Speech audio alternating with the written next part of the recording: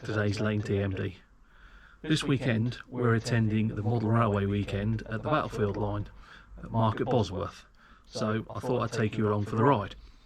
The Daisy Lane's all tested, all ready to go, we're all loaded in the van.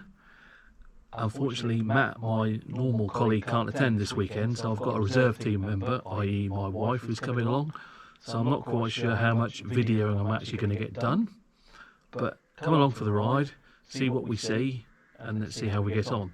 We'll also get to try out our new levelling feet, which we've just recently fitted, so we'll see how they work and how the weekend goes. So we'll catch up with you when we're there. See you in a bit. Okay, so today's Saturday morning and welcome to the Battlefield line.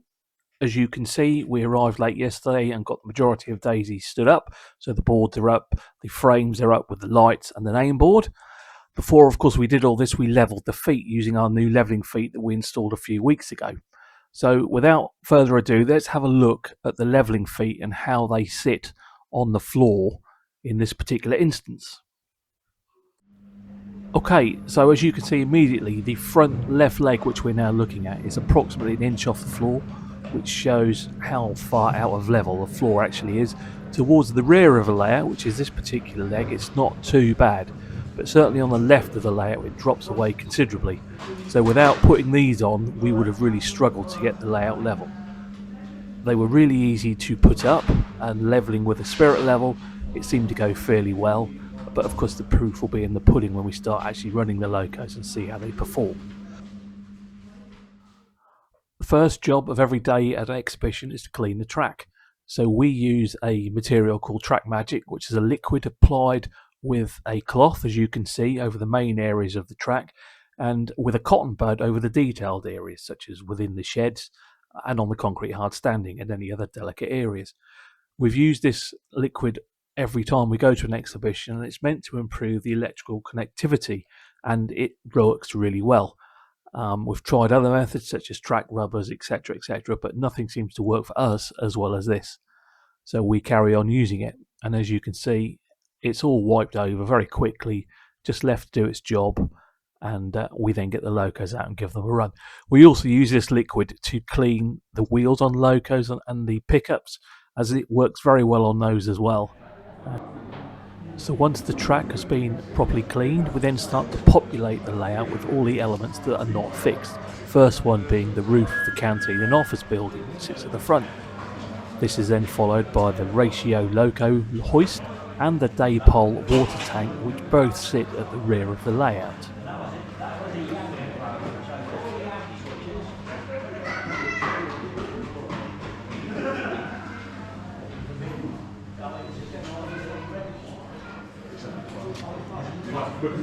We then move on to the two external stalls.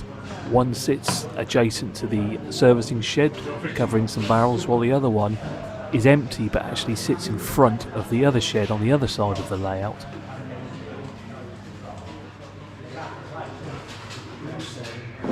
Then we move on to the Bristol VR Eastern Counties bus, which sits on Daisy Lane itself and is always positioned adjacent to the bus stop, which is at the top of the road, directly behind the shed.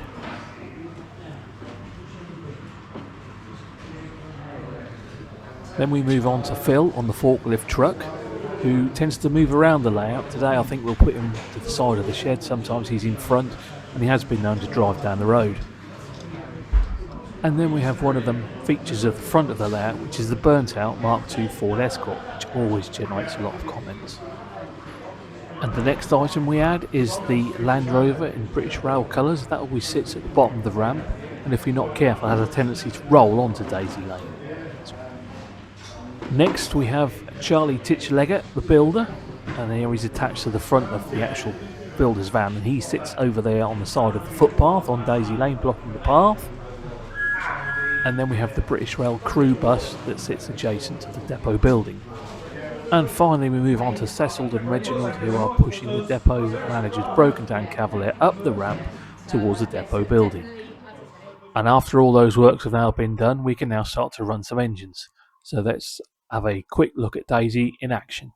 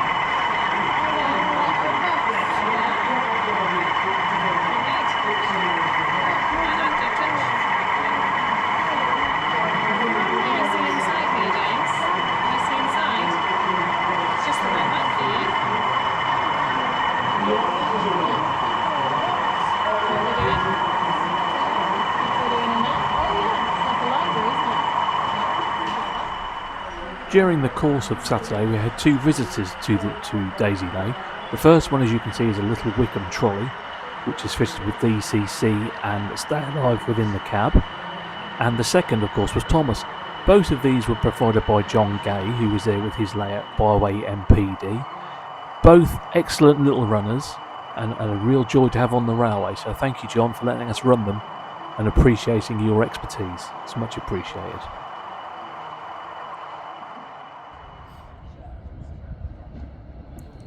As part of the Saturday night entertainment, the Battlefield line kindly laid on a train for all the exhibitors and traders who wanted to have a ride on the railway.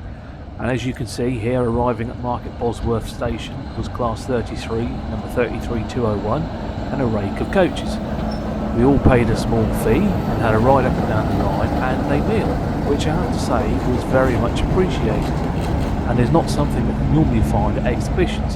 So hats off to the Battlefield line for going that little bit extra to lay on an event such as this for all the people there.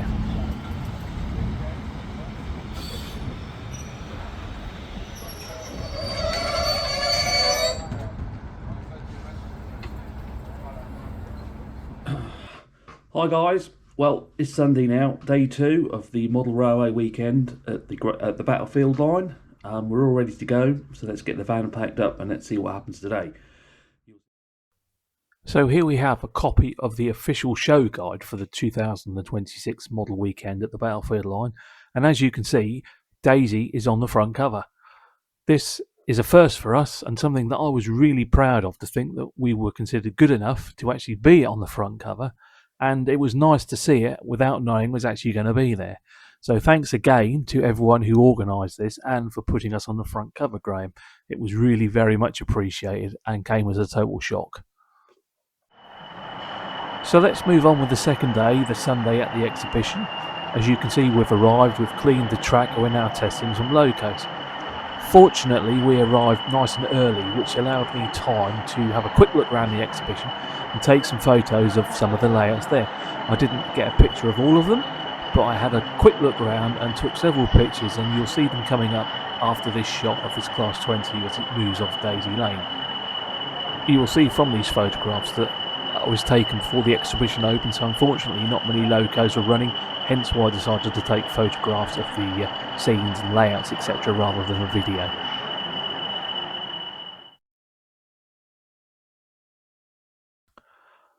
Okay, the first layout is a little Welsh layout which was next door to us in the goods shed. Now, not being good at Welsh pronunciations, I'm not going to even attempt the name, but I will put the name up on the layout so you can see what it is. This was an excellent little layout, been on the exhibition circuit for over 20 years and features a beach scene and a pier. The layout was full with detail and it was absolutely fantastic, and I could personally have stood and watched this for several hours, as indeed several people did. So the people who have built this should be really proud. It's an excellent layout.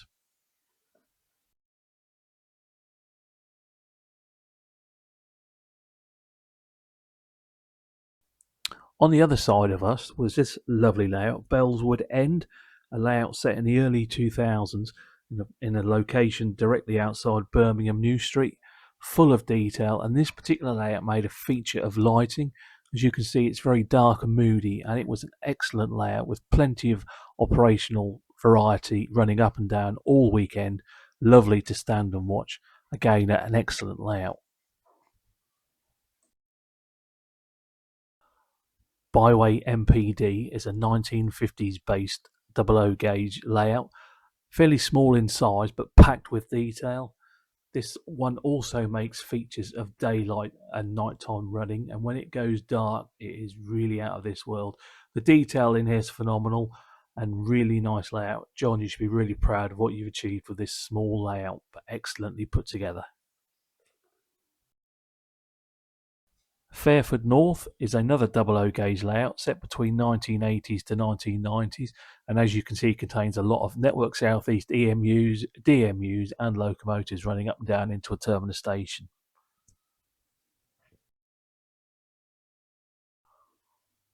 Rawdon was an O gauge layout set between 2010 to current days, and as you can see contains an awful lot of locos and track machines of the current era. This was right up my street, quite a small layout, but it had plenty of detail packed into it, and particularly I liked the Class 60 with the roof open and you could see the engine obviously having some work done. So again, another excellent layout in not too big a footprint. Kobe is a little 009 gauge layout based around a slate mine. As you can see, there is a station, houses, plenty of locos running about. This was a lovely little layout on a small footprint, which shows you what can be achieved with the latest 009 gauge locos that are about from the major manufacturers. So as I said, I didn't get a chance to photograph all of the layouts at the exhibition, just a small number, but I did get to see all of the layouts in person, and I can honestly say there were some excellent layouts there, well put together, scenery was fantastic, and people who exhibited should be really proud of what they've achieved.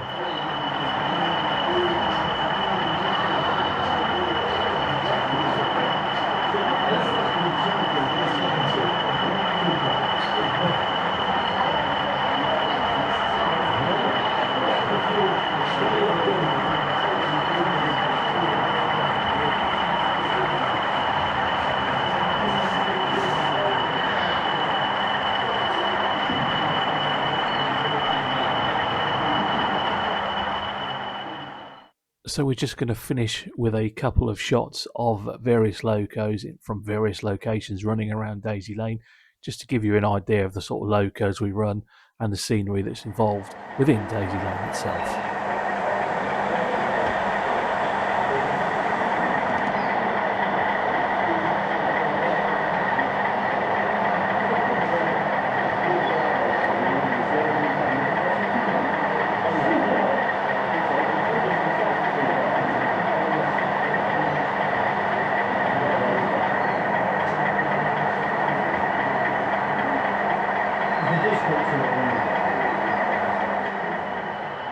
And this final shot shows a Helgen Class 47 in res livery, which was loaned to us by Daisy TMD.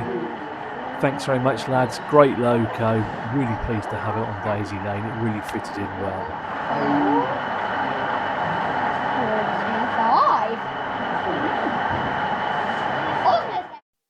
And then finally, this was the scene at Sunday at 4 o'clock. And as you can see, by Sunday at 5 o'clock, we were all packed up and on our way home. So there we go, the Battlefield Model Railway exhibition. We're home safe and sound, unloaded. I'd just like to take the opportunity to thank Graham and the team for a fantastic exhibition, and for all the fellow exhibitors, some great layouts there as well as great traders, and the visitors who attended in their droves. Some great comments, some great points as well, and some great discussions. So thanks everyone for that. So I hope you like the video, and if you do, then please like, subscribe and comment. Always appreciate your comments, and I'll see you very soon. So thanks for watching.